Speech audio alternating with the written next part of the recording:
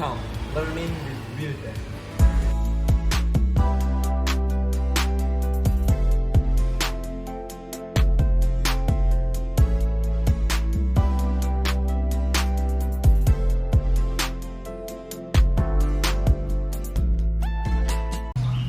Assalamualaikum warahmatullahi wabarakatuh. Perkenalkan, nama saya Ahmad Hamdan Habibi dari program studi S3 Ilmu Sosial dengan nomor induk mahasiswa 378222008. Saya dari Universitas Airlangga. Pada kesempatan hari ini, saya ingin membahas terkait dengan globalisasi dan kebudayaan dengan judul Negara Indonesia akan menjadi negara agraris dan maritim atau negara industrialisasi asli. Dalam era modernitas saat ini, kita mengetahui bahwa adanya globalisasi yang masuk pada perkembangan suatu negara. Globalisasi ini memberikan dampak baik dan buruk pada perkembangan suatu negara, salah satunya di negara Indonesia. Apa sih globalisasi itu? Globalisasi adalah sebuah proses adanya sistem organisasi dan komunikasi yang dapat menghubungkan antar masyarakat di dunia seluas margin. Jika kita melihat definisi lain seperti yang dijelaskan oleh Giddens, bahwa globalisasi adalah di mana kondisi masyarakat menyadari bahwa mereka turut menjadi bagian dalam satu dunia yang terus berubah tanpa bisa dikendalikan. Selain kita melihat globalisasi, kita juga melihat apa itu budaya. Kuncoro Ningrat menjelaskan bahwa budaya adalah suatu ide atau gagasan berupa rasa, tindakan, dan karya yang dihasilkan manusia dalam berkehidupan masyarakat dengan cara belajar. Terdapat juga berbagai unsur budaya, salah satunya adalah mata pencaharian. Kita mengetahui bahwa budaya-budaya yang ada di Indonesia telah terbentuk sebelum adanya globalisasi. Masuknya globalisasi di Indonesia memberikan dampak dengan adanya perubahan sosial, khususnya bagi masyarakat yang memiliki mata pencaharian sebagai petani dan nelayan. Negara Indonesia kita tahu bahwa dikenal sebagai negara agraris dan negara maritim. Bahkan dengan adanya globalisasi ini memberikan dampak baik dan buruk bagi masyarakat petani dan nelayan. Memang tujuan dari pemerintah bahwa globalisasi ini bertujuan untuk membangkitkan sektor ekonomi masyarakat, tapi apakah pada realitanya itu benar? Sehingga pada pertemuan kali ini peneliti ingin membahas terkait isu-isu adanya globalisasi pada masyarakat petani dan nelayan. Dari adanya globalisasi, salah satunya adalah bentuk industrialisasi yang didirikan pada wilayah-wilayah pedesaan atau wilayah pesisir, mengakibatkan salah satunya adanya resistensi atau penolakan atau demonstrasi dan konflik bagi masyarakat petani dan nelayan. Hal ini ditandai dengan adanya yang pertama, kasus sumur air mengering.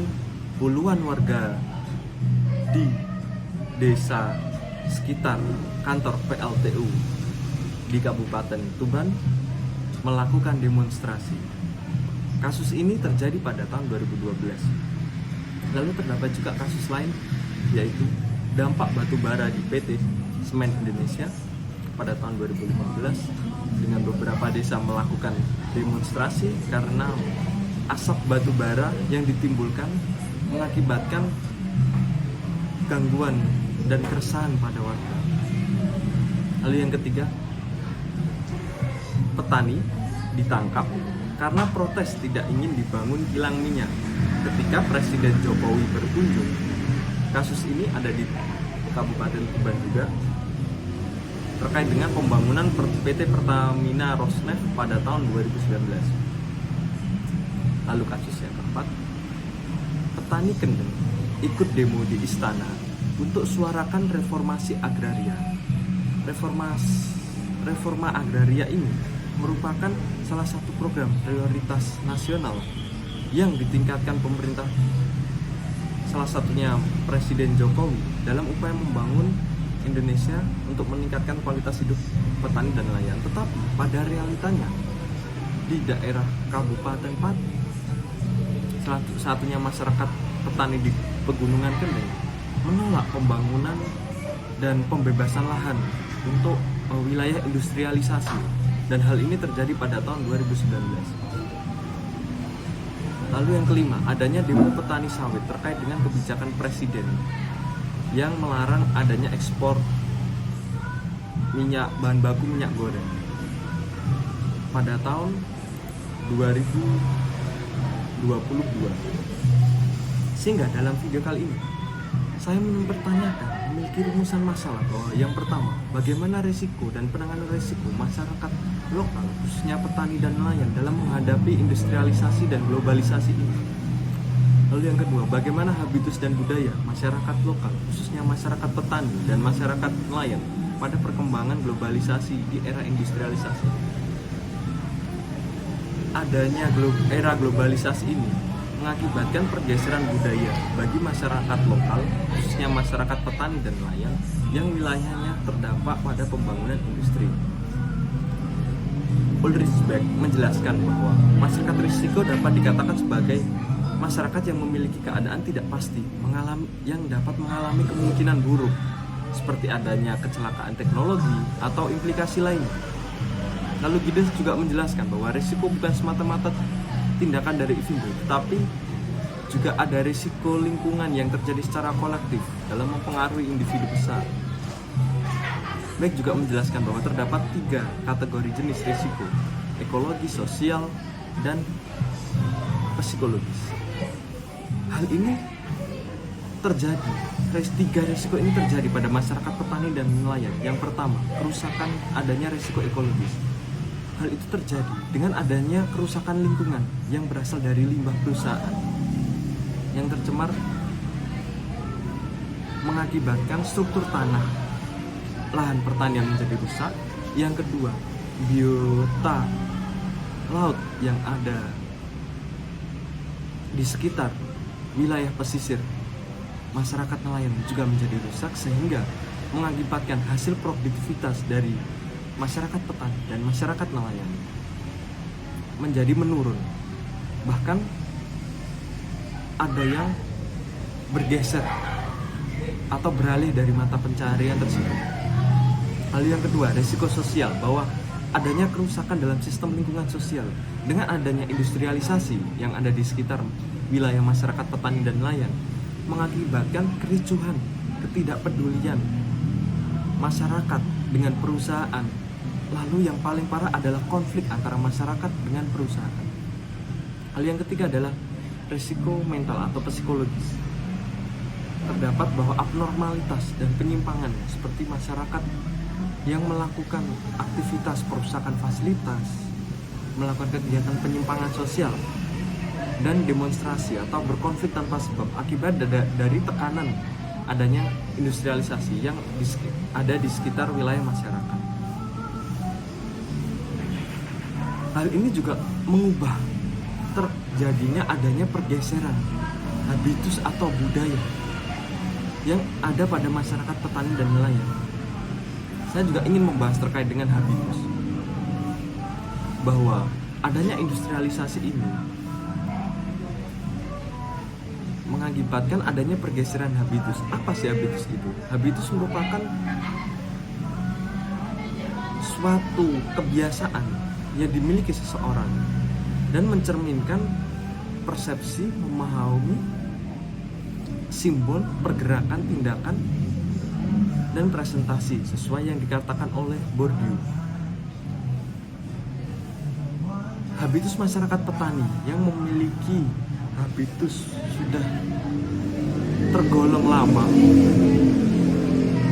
seperti contohnya habitus dari adanya masyarakat petani dan lain adalah guyup, seperti masyarakat petani yang selalu menurunkan ilmu pertanian kepada anak cucu, melakukan panen bersama, lalu memiliki sebagai pahlawan ketersediaan stok pangan yang ada di negara dan lain sebagainya. Begitu juga nelayan, masyarakat nelayan yang memiliki habitus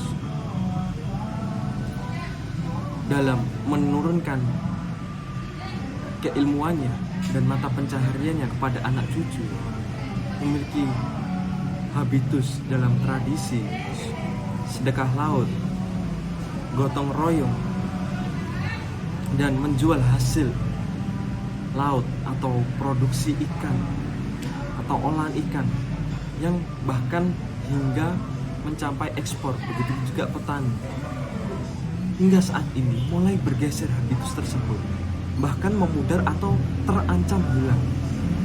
Padahal masyarakat petani dan nelayan merupakan identitas dari negara Indonesia yang mayoritas masyarakatnya menjadi petani dan nelayan, dan dikenal sebagai negara agraris dan negara maritim.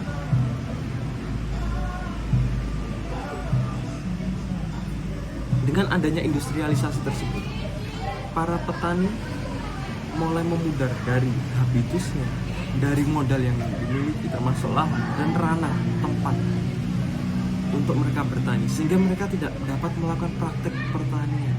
Atau begitu juga nelayan yang habitusnya mulai memudar, modal yang dimiliki hilang karena jika setiap melaut produktivitas atau hasil lautnya tergolong sedikit, sehingga menimbulkan praktik menangkap ikan atau pekerjaan nelayan sendiri sudah tidak dapat mencukupi kebutuhan sehari-harinya.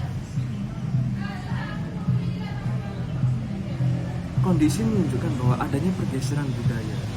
Bagaimana jika para petani dan para nelayan tersebut sudah tidak bisa melakukan pekerjaannya atau beralih dengan cara adaptasi, beralih dari masyarakat petani menjadi pedagang atau menjadi pebisnis atau pengusaha. Begitu juga para nelayan yang beralih menjadi pelibangunan atau pekerjaan lainnya, sehingga mengakibatkan bahkan negara Indonesia kita dapat terancam krisis pangan dan salah satunya krisis hasil laut.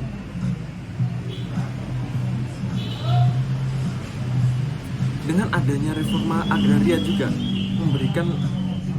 seharusnya memberikan dampak positif bagi petani dan nelayan. Tapi apa nyatanya, realitasnya? Bahkan saat ini pemerintah kita mengikuti jalur ekonomi globalisasi asing. Padahal jika kita lihat dari sejarah, budaya, identitas, dan nasionalisme kita mulai bergeser. Dari teori Franz Fanon 1995 menjelaskan bahwa dekolonisasi merupakan fenomena kekerasan karena adanya pergantian budaya manusia yang satu dengan budaya lainnya tanpa disertai transformasi dan bersifat eksploratif. Hal ini tercermin dari masyarakat